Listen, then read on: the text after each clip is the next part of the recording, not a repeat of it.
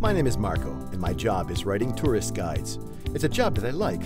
I like discovering new places, getting to know their colors, their tastes, the people who live there. I like setting off. And today, I'm setting off for the Abruzzi. I have to write a guide to the area between the Trigno and Sinello rivers in the province of Chieti. I've never been, which is why I can't wait to get there. Trigno Sinello consists of the territories of the Alto and Medio Vastese and a long stretch of coast, subdivided into the communes of Vasto, San Salvo, and Casalbordino for a total of 29 communes. My journey starts here from the mountains where the river Sinello rises, from the villages of the Alto Vastese, 8 communes rich in history and traditions. And I find evidence of ancient history starting from Schiavi d'Abruzzo, where my guide is Pasquale. Questi sono 2 templi sannitico-italici. These temples were built in the 1st and 2nd centuries BC. He also tells me that the Greater Temple is a religious military temple. Gli eserciti di tutte le ampie tribù sannitiche si concentravano qui per le ritualizzazioni religiose e per la preparazione alla guerra. At just 9 kilometers from the temples, at Castiglione Messer Marino, I find traces of the Middle Ages in the tradition of the stonecutters, craftsmen who worked with stone. And the grandfather of Raffaele was a stone cutter, and he advises me to visit the isolated church of Santa Maria del Monte, just outside the village. It is a magical place, and I decide to immerse myself in a long trek through the woods where the beech, maple, lime, and Scotch elm are only some of the species I might meet here.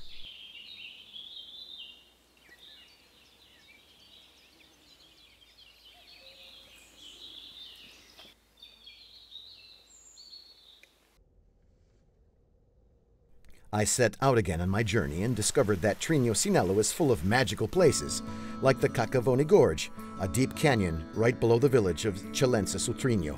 Here I meet Nicola, who takes me to the Fisca, a high wall with a sheer drop that is used by climbers like him for training.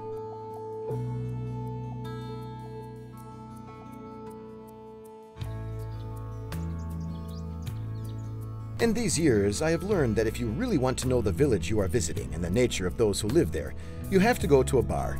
And to judge by what I find here in Torre Bruna, the atmosphere is so relaxed and friendly, I cannot help but join them for a game of cards. But besides the hospitality of the people at Torre Bruna, it is also worth visiting the area of Guardia Bruna, with its baronial palace on a rocky spur. I continue my journey towards Corunchio, through woods that are famous because they are rich in truffles. Here I meet Carmine and Luna, in the hope of finding some.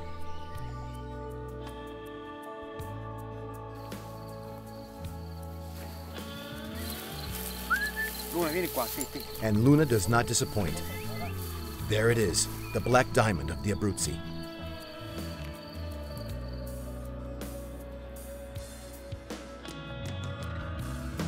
Having arrived at Corunchio, I enjoy the view from the top of the village, in front of the church of St. John the Baptist. The church houses a beautiful 18th century organ. Antonio, an old man in the village, suggests I should also go to the Purgatory Church to admire the frescoes. Antonio was right. The frescoes are marvelous.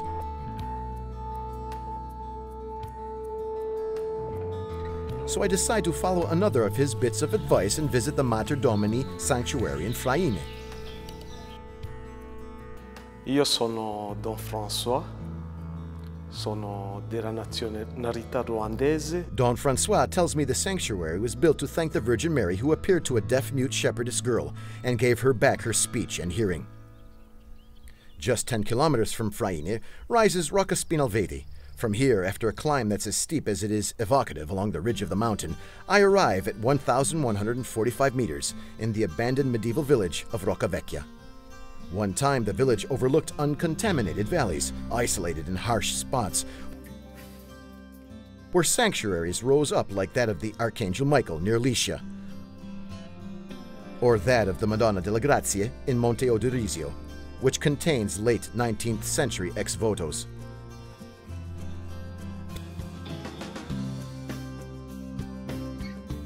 Places like the convent of St. Anthony in San Buono, which houses the Vastese Museum of Art and Archaeology. Rosalinda and her smile guide me through funerary decorations, ornaments in bronze, and votive material.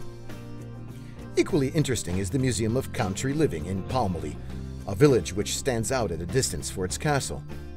A style of living that has still not been completely erased around here.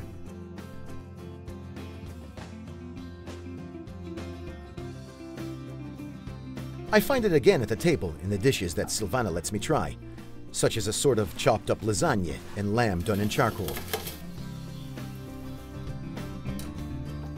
Or in the ndorcioloni alla chitarra, and balls of cheese and eggs that Antonio prepares for me. All dishes made with the produce of this land. Ecco qui. Spero che mi è uscito come lo fa la mamma e come me l'ha insegnato. Così lo potrai degustare sperando che ti piaccia. Comunque penso che ti piace perché non hai mai provato quello che fa la mamma. His mom is a great cook, but I can say that Antonio has learned to be just as good. But the real queen of the table around here is ventricina, a salami made with the most noble parts of the pig, minced sweet pepper, and wild fennel. I continue my journey following the course of the rivers. Nearer the sea now, the impetus of the rivers diminishes and the Sinello advances into the regional nature reserve of Don Venanzio. 10 hectares in which typically mountainous vegetation grows, unusual at this altitude, and a rare oak, the English oak.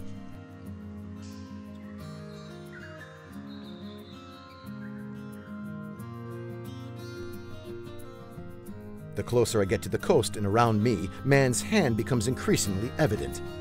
These olive groves produce a green, delicate, almondy oil.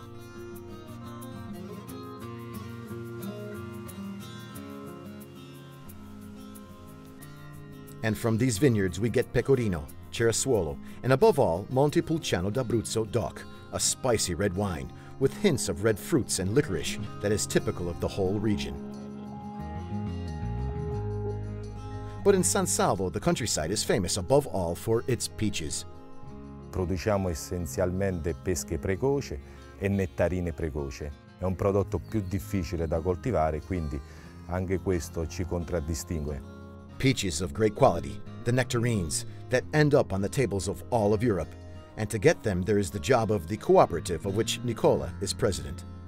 Thanks to this fertile terrain, the Romans established themselves here as well.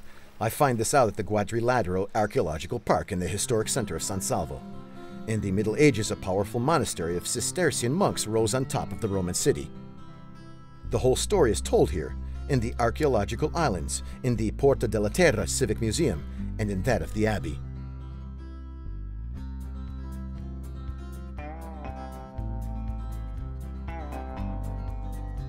From San Salvo, in a few minutes, I reach Casalbordino to visit the famous sanctuary of Our Lady of the Miracles.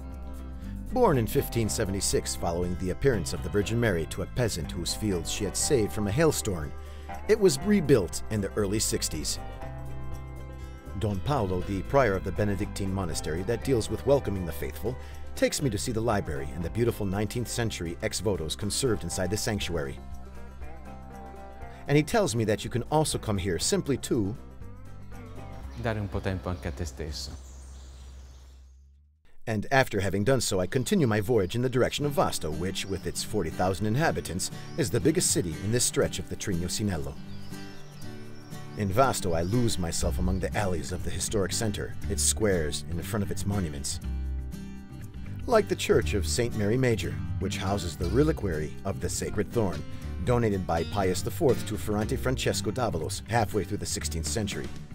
The 19th century Teatro Rossetti, which I'm lucky enough to enter.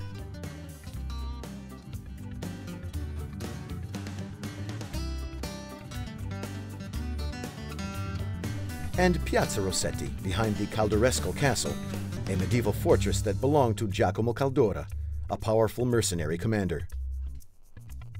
A few more meters and I find myself in front of the D'Avalos Palace, where the powerful Spanish family lived for centuries,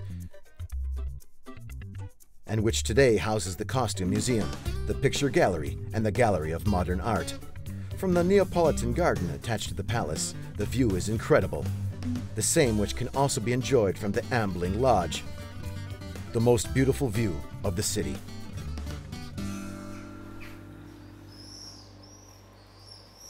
Going past the Davalos Palace, I arrive at Via Adriatica, where I find the remains of the Church of St. Peter, destroyed in the landslide that struck the city in 1956, and the magnificent mosaics of the archaeological park of the Roman Baths.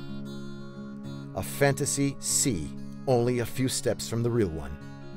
From Casalbordino to San Salvo Marina, passing through Vasto Marina, more than 23 kilometers of an incredibly varied coast, made up of sandy and rocky beaches, bays, and dunes.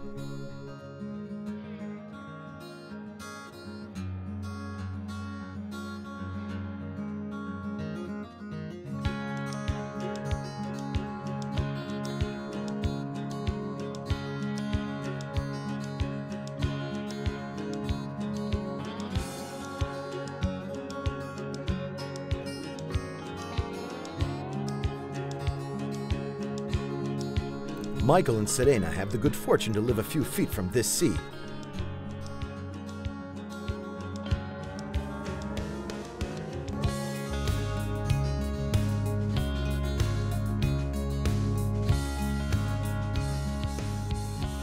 So, work permitting, whenever they can, they come here to sunbathe and swim, mixing in with the tourists who come from all over the world, drawn by the perfect welcome, the facilities, and the clear waters these beaches have to offer. And there is also fun to be had in the evening in the streets of the historic center, where you can choose from among the many initiatives the city has to offer. Or else opt for a walk along the promenade and spend the night in one of the many clubs that are open until dawn.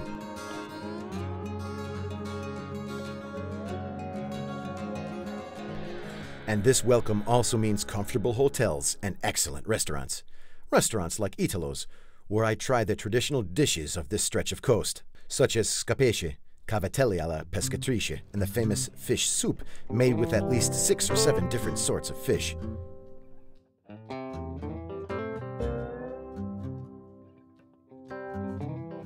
Sono nato il 1° gennaio 1936. Ho 74 anni compiuti, 75 a gennaio. And she's been going out every morning with her boat since she was only 14. Anna Maria has always liked the sea. Perché mi dà gioia, mi dà contentezza, mi dà spensieratezza. And facing this sea, I once again find uncontaminated nature in places like the Mediterranean Botanical Gardens of San Salvo and Regional Natural Reserve of Punta Aderci, that includes the really beautiful beach of Punta Penna, with its dunes intact, the evocative promontory of Punta Aderci, and the isolated pebbly beach at Motta Grossa. This is Stefano, a real expert on the environment of sand dunes. Stefano then explains to me that the Kentish plover nests here. Il fratino è un uccello strettamente legato all'ambiente dunale e quindi è anche un preziosissimo indicatore biologico dello stato di salute dell'ambiente dunale. Dove il fratino nidifica vuol dire che le dune ci sono ancora, vuol dire che il mare non mangia la costa, vuol dire alla fine che si possono ancora fare degli ottimi bagni. And it is here, facing the sea, that I end my journey. In the guide, I will write that whoever is seeking breathtaking views and uncontaminated nature, history and culture, good food and wine, has to come here to this part of the Abruzzi between the rivers Trigno and Sinello. But above all, I will write that whoever comes here cannot but feel love at first visit.